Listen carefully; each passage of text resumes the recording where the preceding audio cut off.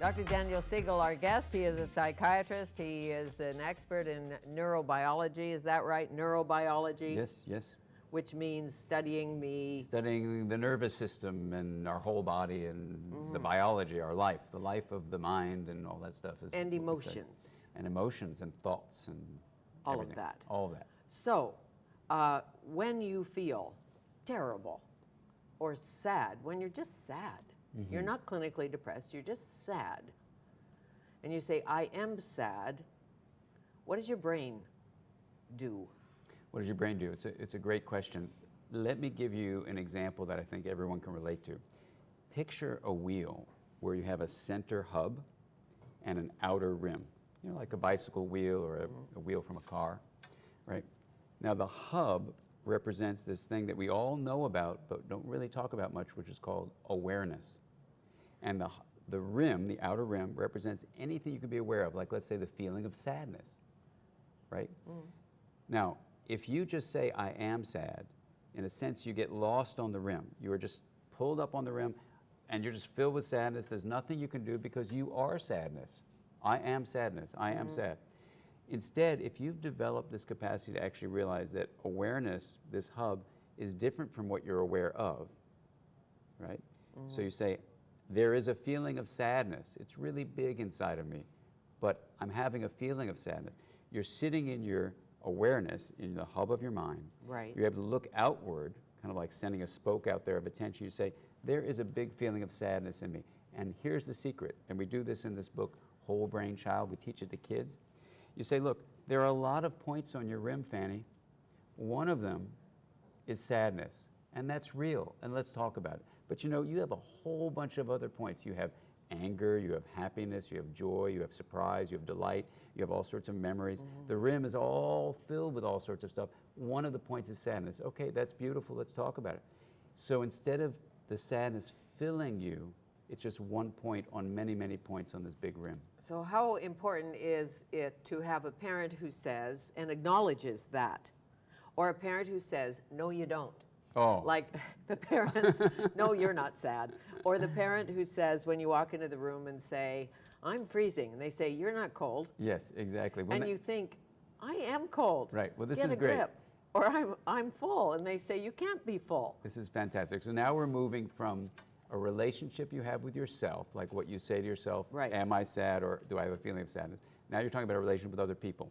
So relationships, whether they're with yourself, how you communicate with yourself, or how you communicate with other people, relationships are one of the most important ways the mind is created, how you feel.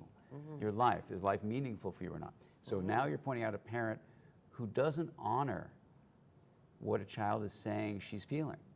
You're not cold, you're not sad, whatever. Now that dismissal. You're not full. What was that like? If that happened to you, what was that? What was that like, or what would that be like? Well, it made me defiant. It made you defiant. You can't be full, you haven't eaten your beans. And you Okay. think, I actually am full. Or how about, everybody likes beets. You just have to try them.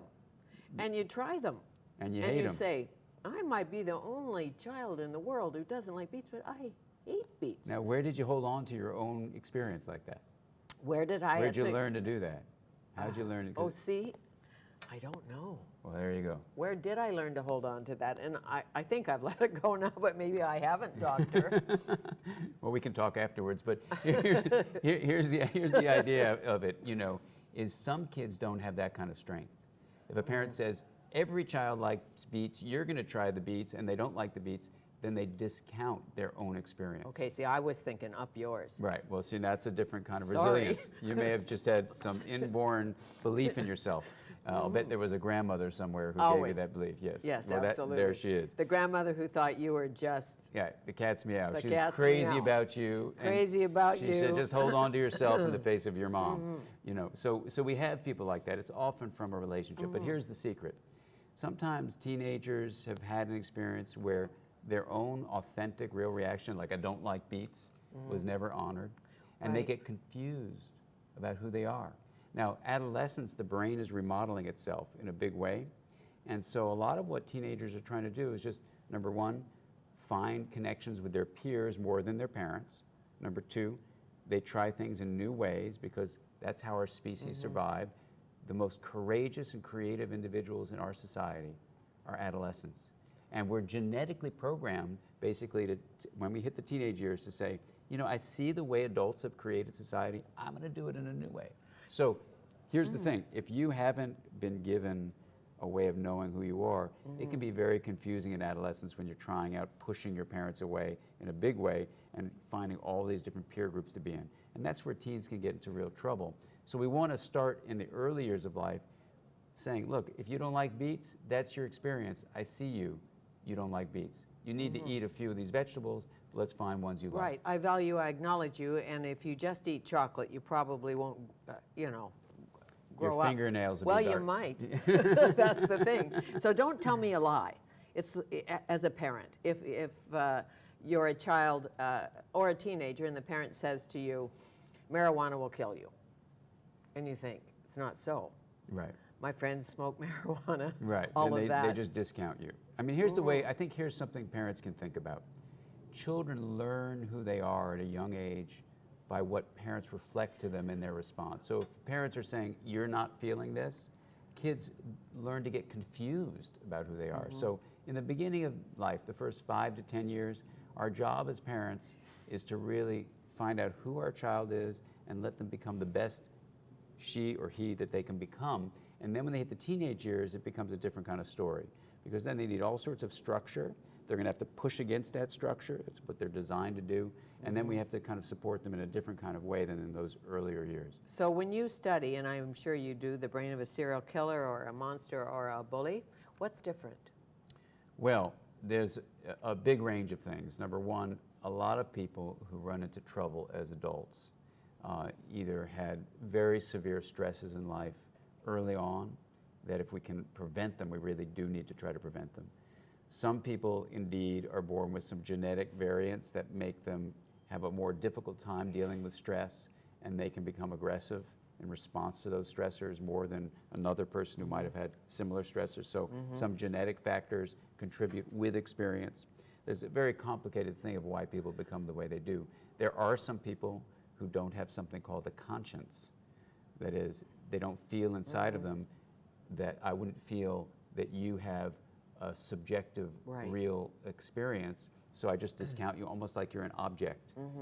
So that's a serious problem too. Sure, So there's a a range of psychopath, a reasons. sociopath. Right. What about an Oprah? She grows up poor, she grows up tough, becomes one of the most popular figures in America, just won an honorary Academy Award, and said, tears running down her face just recently, I don't know how to accept things like this.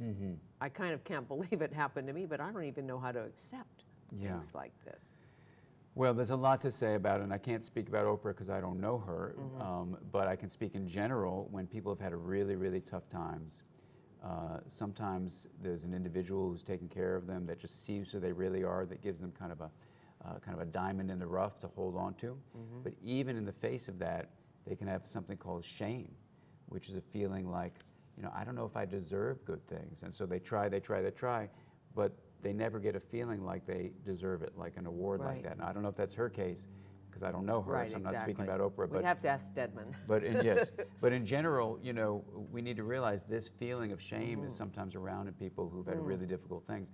Shame can even get you to be aggressive because it's so painful inside of you. You're just lashing out with all that pain. They say it's at the root of many addictions. Yes, that's right. Some say. Yeah, some say, you know, here's the thing about shame is that you feel like you don't deserve good things in your life. So if you're addicted, let's say, to a drug, and it's really hurting you, a part of you actually believes you should be hurt. I know your lecture's sold out tonight, but tomorrow you will be at 9 a.m. at the SFU downtown campus, the Dr. Daniel Siegel workshop. Yes. Talking about A lot upstairs, downstairs brain, talking the whole about elephant. everything, the whole elephant, everything related to raising children well, raising teenagers well, understanding your own mind and brain, and bringing more mental health, kindness, and compassion into our world. Okay, so when I think I'm going to be a bag lady one day, what do you say, doctor? I said, tell me more about how you feel about that. That's what I say, Fanny. Nice to see you. Thank you. Great to see you. Dr. Daniel Siegel.